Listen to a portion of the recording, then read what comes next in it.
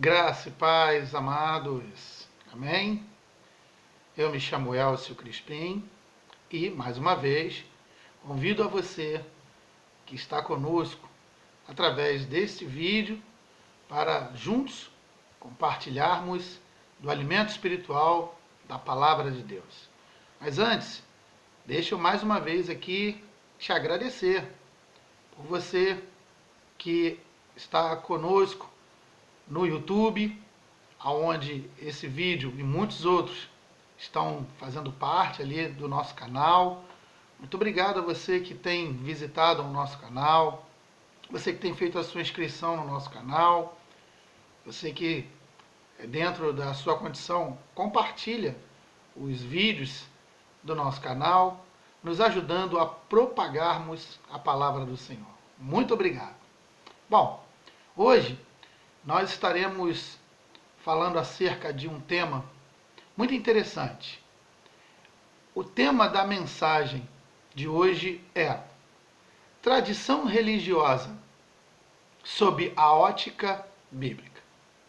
Estaremos aqui trazendo a história de um homem que, segundo a tradição religiosa, foi nascido, oriundo de uma família nobre na Palestina e cresceu através dos seus pais sobre os ensinamentos, foi criado sobre os ensinamentos da fé cristã, ou seja, ensinamentos deixados por Jesus. A tradição conta que após a morte dos seus pais, ele herdou muitos bens e doou tudo, dividindo com os necessitados. Vamos ver o que a Bíblia fala sobre isso. Lá no Evangelho de Mateus, capítulo 25, no versículo 35 ao 40, o Senhor nos diz: tive fome e sede, e vocês me deram de comer e de beber. Tive frio, me deram de vestir. O texto que todos já sabem. E no final é perguntado a Jesus, mas como? Como que nós poderíamos lhe dar de comer e de beber? Como nós poderíamos lhe dar algo para lhe tirar do frio? E o Senhor respondeu, quando vocês fizerem para o meu próximo, a mim estarão fazendo. Segundo ainda a tradição, este homem era um homem de muita fé e de muito amor ao próximo. E não muito contente com a sua ajuda aos necessitados, o então imperador local da época baixou um decreto aonde todos deveriam negar a sua fé em Cristo e passar a sacrificar e a idolatrar os ídolos deuses romanos. Logicamente, esse homem, que segundo a tradição religiosa se dizia ser cristão, negou veementemente aquela adoração a deuses romanos. E vamos ver o que a Bíblia fala sobre isso. Através da sua fé, através dos seus ensinamentos, ao doar aos necessitados, a Bíblia diz lá na 1 Timóteo, capítulo 1, versículo 5, para que a gente venha a ter um coração puro e uma boa consciência, não fingida, para ajudar ao próximo pela fé em Jesus Cristo. Logicamente, quando vamos ajudar alguém pela fé em Jesus Cristo, certamente receberemos algumas retaliações. E não foi diferente com esse homem. Então, quando esse homem ajudou pessoas e quando foi interpelado para não mais fazer isso, renegar a fé em Jesus Cristo e passar a idolatrar deuses romanos, esse homem, segundo a tradição, se apresentou diante do imperador como cristão. Logicamente, ao desobedecer o decreto, esse homem foi perseguido, esse homem foi torturado, esse homem foi morto, conforme dizia o decreto. E vamos ver o que a Bíblia fala sobre isso. Lá em Lucas, capítulo 21, versículo 17, a Bíblia diz: sereis odiados todos por causa do meu nome, serão perseguidos. Lá no livro de Daniel, lembra quando o rei Dário colocou um decreto muito parecido e Daniel, por não ter cumprido o decreto, foi condenado à cova dos leões? Segundo ainda a tradição, esse homem, após ser torturado e morto por ter se apresentado como cristão, não tinha como ele fugir da perseguição. Um pouco antes de ser morto, segundo a tradição, o imperador tentou-lhe de todas as formas ludibriá-lo, oferecendo-lhes vantagem para que ele pudesse, de certa forma, não ser torturado, ser liberto da perseguição. Vamos ver o que a Bíblia diz sobre isso. Lá no Evangelho de Marcos, capítulo 8, versículo 36, diz: quem salvar a sua vida irá perdê-la, mas quem perdê-la por minha causa irá salvá-la. Do que adianta garantir o mundo inteiro e perder a salvação? Mais uma vez, a tradição coloca essas práticas com relação a esse homem e a Bíblia vem acompanhando. Mas vamos entender algo no final. A tradição diz que esse homem era cristão. Mas será que ele, ao morrer por Jesus, não gostaria que o nome do Senhor fosse exaltado? Bom, a tradição diz que depois de várias tentativas, esse homem foi finalmente morto. Foram muitas torturas e ele em nenhum momento renegou a sua fé, foi perseverante até o fim. A tradição diz que ele morreu de forma decapitada, cortaram-lhe a cabeça. Uma prática muito comum na Roma antiga para com aquelas pessoas que não queriam renegar a fé em Cristo e abraçar os deuses dos imperadores.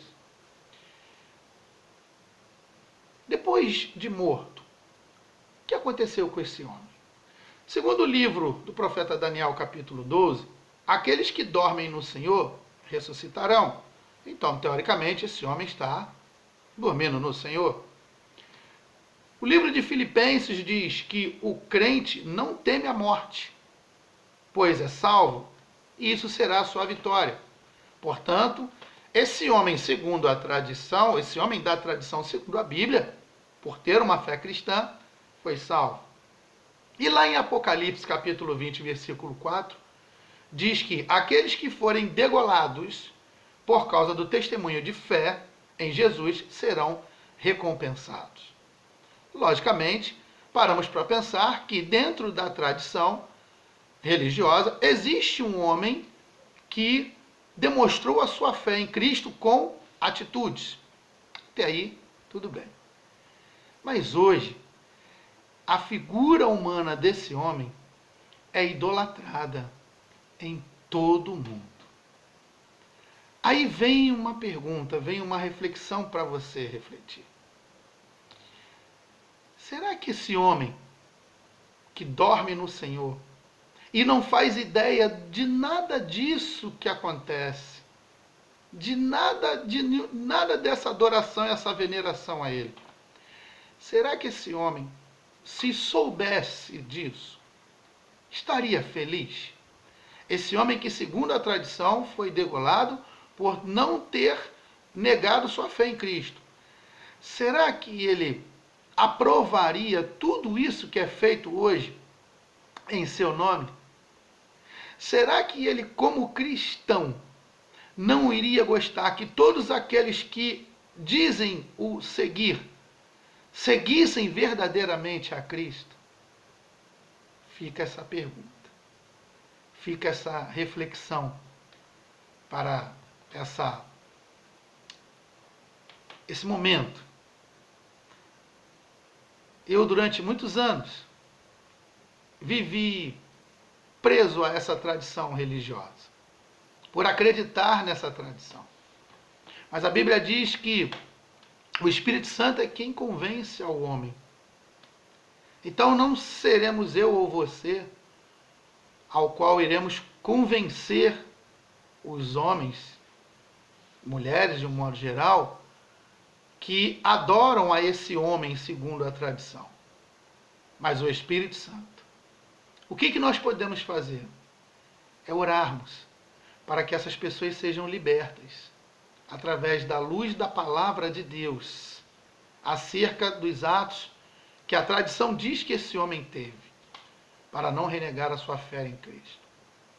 E acreditar que ele jamais iria se sentir bem em saber que o nome dele passou a ser idolatrado e venerado e Jesus Cristo ficou em segundo e terceiro plano. Pelo contrário, se ele realmente, como a tradição diz, for um cristão de verdade, ao acordar do sono dos justos, será recompensado. E aí, eu e você, estaríamos dispostos a perdermos as nossas cabeças para não renegarmos a fé no nosso Senhor Jesus Cristo? Fica a reflexão de hoje. Oremos. Pai amado, Pai querido, soberano Deus, Senhor, graças te damos. Senhor, não obstante a tradição religiosa quanto à história de um homem, não sabemos, Senhor, se há verdade ou mentira, pois não há relatos bíblicos nisso. E a sua palavra diz, o Senhor diz, eu sou o caminho, a verdade e a vida, ninguém vai ao Pai senão por mim. Senhor, durante muitos anos eu estive preso dentro dessa tradição religiosa e acreditando nisso. Mas o teu Espírito Santo um dia me mostrou dentro da sua palavra e através desse convencimento, eu creio que esse homem não é nada feliz com isso. Senhor, em nome de Jesus, a nossa oração neste momento é para que todos os que venham a acreditar nessa tradição religiosa venham a ser tocados por Ti, Senhor, em vossos corações. Que eles sejam libertos, Pai amado, de tudo aquilo que é feito por Satanás, para que o nome de Jesus fique em segundo, e terceiro e quarto plano. Que essa armadilha de Satanás, eu declaro agora, jogada por terra em nome de Jesus, e mentes cativas à tradição religiosa venham a ser libertas para a honra e glória do Senhor Jesus. Amém. Graça e paz a todos. Amém.